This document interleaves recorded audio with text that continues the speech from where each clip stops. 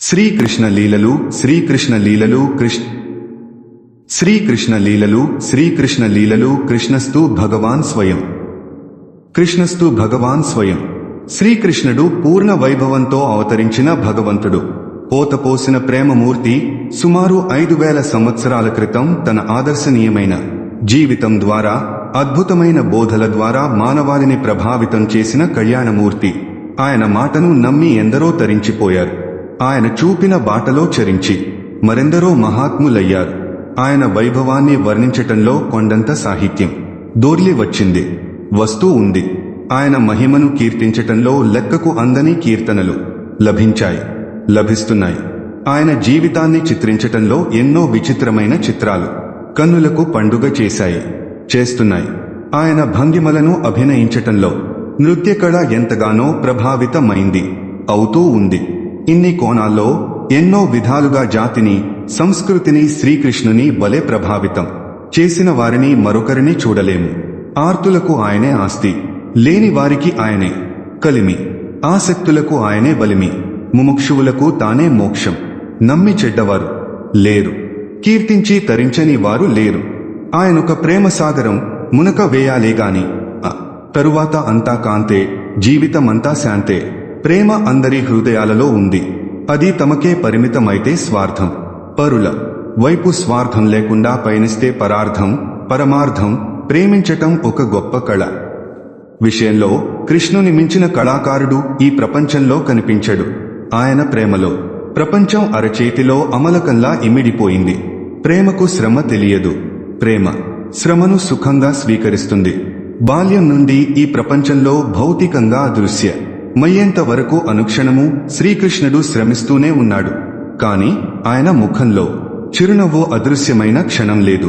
ఇదే ప్రేమకు పరాకాష్ట. చదువు సంధ్యలు లేని గోపబాలుర్ని జ్ఞానులుగా మార్చాడు. విద్య లేని గోప వనితల్ని తృప్తిపరచేందుకు ఆడాడు, పాడాడు, ఆడించాడు. వారిలోని భయాలను దూరం చేశాడు, బాధలను ఆదృశ్యం చేశాడు. వెన్న లాంటి హృదయంతో అందరి గుండెల్ని చల్లబరచాడు. ఇదంతా ప్రేమ. ఆయనవన్నీ ప్రేమ కార్యాలే. ఆయన ప్రేమ వెనుక ఊహలు లేవు, పథకాలు ఉండవు. ప్రేమించేందుకు ప్రయత్నాలు అవసరం లేదు. ఆయన ప్రేమ సహజమైంది, స్వభావంగా, స్వరూపంగా విరాజిల్లుతోంది. ప్రకాశించేందుకు సూర్యుడు ప్రయత్నించాలా? ప్రవహించేందుకు నది పరితపించాలా? ఆశ్రయమిచ్చేందుకు ఆకాశం శ్రమించాలా?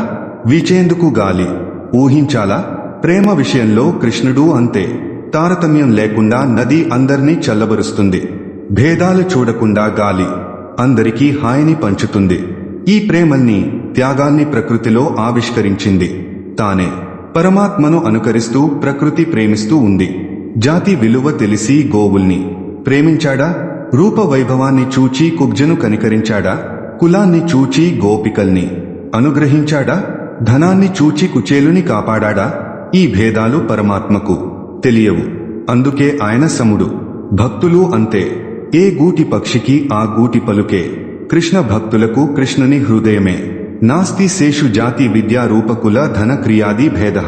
భక్తులలో కూడా జాతి భేదము, విద్యాభేదము, రూపభేదము, కులభేదము, ధన ఉద్యోగాది భేదములు ఉండవు.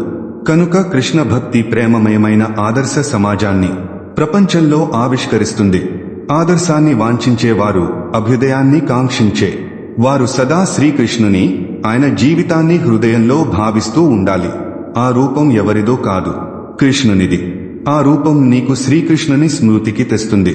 కృష్ణః ఈ నామం ఎవరిదో కాదు, కృష్ణునిది. ఆ నామం శ్రీకృష్ణుని నీ హృదయంలో పదిలం చేస్తుంది. నీవు చూస్తే కృష్ణుడు కనిపించకపోడు. ఆయన నీ చూపు కన్నా దగ్గరున్నాడు. నీవు పిలిస్తే కృష్ణుడు పలకకపోడు. ఆయన నీ ప్రాణం కన్నా దగ్గరైన వాడు. ఇదే నామ వైభవం, భగవన్నామ వైభవం. నామ రుచి తెలిసిన వారు అన్యమైన రుచులను వాంఛింపరు. నామం ప్రపంచాన్ని మరిపిస్తుంది, మహిమలో మైమరచేలా చేస్తుంది. సదానంద స్వరూపమైన కృష్ణ నామ అఖండ జ్యోతిని మన హృదయాలలో వెలిగించుకుందాం. వెలుగున్న చోట తిమిరం ఉండదు. కృష్ణనామము కదిలే చోట తృష్ణ ఉండదు. బాధలుండవు, కష్టాలుండవు, కన్నీళ్లుండవు. కృష్ణుడు, కృష్ణ నామము రెండు కావు, ఒక్కటే. వాచ్య వాచకయోహ అభేదః నామానికి నామికి తేడా లేదు. నామి వైభవమే నామంలో ఉంది. శ్రీకృష్ణునిలో ఏ వైభవముందో కృష్ణ నామములో అదే వైభవముంది. ఓం నమో భగవతే వాసుదేవాయ ఇది శ్రీకృష్ణుని మంత్రం. ధ్రువునికి ముక్తిని అనుగ్రహించిన మంత్రం. ఇది ద్వాదశాక్షర మహామంత్రం. మనం కూడా శ్రీకృష్ణుని వైభవాన్ని 12 వ్యాసాలలో చూశాం. భగవద్గీతలో కూడా భక్తియోగం 12వ అధ్యాయము. పరమాత్మ స్వరూపమైన భాగవతము కూడా 12 స్కంధాలతో శోభిస్తోంది. శ్రీకృష్ణ లీలలు. కృష్ణునికి కూడా కష్టాలున్నాయి, కాని కన్నీళ్లు లేవు. బాధలున్నాయి, కాని అశాంతి లేదు. క్షణక్షణము గంధాలే, కాని బ్రతుకులో అందాలు దూరం కాలేదు. కృష్ణ నామాన్ని భక్తి శ్రద్ధలతో కీర్తిస్తే మన బ్రతుకులు కూడా ఆనందమయంగా బ్రహ్మానందమయంగా మారుతాయి. కృష్ణుడు భోగజీవి అని కొందరు, చోరుడని మరికొందరు, జారుడని ఇంక కొందరు. నీడల్ని చూచేవారే గాని నిజాల్ని గ్రహించగలిగే వారెందరూ? శ్రీకృష్ణుడు కారాగృహంలో జన్మించాడు. ఆరంభంలోనే కష్టాలెదురయ్యాయి. పుట్టిన తరువాత పట్టున 10 నిమిషాలు తల్లి ఒడిలో పడుకోలేదు. పుట్టగానే తల్లిదండ్రుల ప్రేమకు దూరమై గోకులంలో పెరిగాడు. ఆనందంగా ఆడుకోవలసిన వయస్సులో రాక్షసులనెదుర్కోవలసి వచ్చింది. అడుగడుగునా గండాలే. తాను బాధల్లో కూరుకు పోయినా ఇతరుల బాధల్ని తొలగిస్తూ జీవించాడు. 12 సంవత్సరాలొచ్చేసరికి గోకులాన్ని వీడి మధురకు వచ్చాడు. దుష్టుడైన మేనమామ కంసుని వధించాడు. హక్కుగా ప్రాప్తించిన రాజ్యాన్ని తాను అనుభవించలేదు. ఉగ్రసేనునికి అప్పచెప్పాడు. ఆశలు లేనివాడు, ఆదర్శాన్నే ఊపిరిగా పొందినవాడు. జీవితాంతము ఇలాగే పరోపకారంతో జీవించాడు. భక్తులనుద్ధరించేందుకే కంకణం కట్టుకున్నాడు. సమాజ అభ్యుదయాన్నే ప్రాణంగా భావించాడు. కురు పాండవుల మధ్య యుద్ధాన్ని నివారించాలని రాయబారం నడిపాడు. రాయబారి అని కూడా చూడకుండా దుష్టులు బంధించాలని ప్రయత్నిస్తే చాకచక్యంతో తప్పించుకున్నాడు.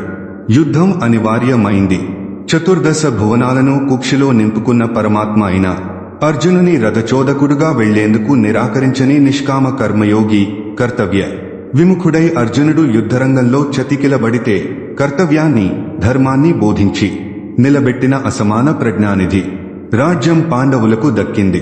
తాను మాత్రం ఒంటరిగా ద్వారకకెళ్లాడు. అక్కడేం జరిగింది? తన కళ్ల ముందే తన వారందరూ ముసలం బట్టి పరస్పరం బాధించుకుంటూ మరణిస్తూ ఉంటే కళ్లారా చూడవలసిన దుస్థితి అతనికొక్కడికే పట్టింది. అందరూ పోయారు, తానొక్కడే మిగిలాడు. శ్రీకృష్ణ లీలలు ఏమిటిదంతా?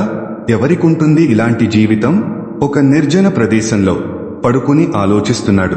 కదులుతున్న ఆ మహాత్ముని బొటనవ్రేలును దూరం నుండి చూసి అది మృగచలనమని భావించి బోయవాడు బాణం వేస్తే అది తగిలింది, ప్రాణం తీసింది. కారాగృహంలో పుట్టాడు. ఎవరూ లేని చోట దిక్కులేని విధంగా దేహాన్ని చాలించాడు. జీవితంలో సుఖపడిం చెప్పుడో అర్థం కాదు, బాధలు లేనిదెప్పుడో. అయినా తానెప్పుడూ బాధపడలేదు. బోధ చేస్తూనే జీవించాడు. బ్రతుకులో ఏం జరిగినా ఫరవాలేదు, బుద్ధిలో ఏమీ జరగకుండా చూసుకోవాలి. ఇదే శ్రీకృష్ణుని జీవితము అందించే ఆదర్శము. కనుక అన్ని కాలాలకు, అన్ని దేశాలకు, అందరికీ శ్రీకృష్ణ పరమాత్మ ఆదర్శమూర్తి, అభ్యుదయ స్ఫూర్తి.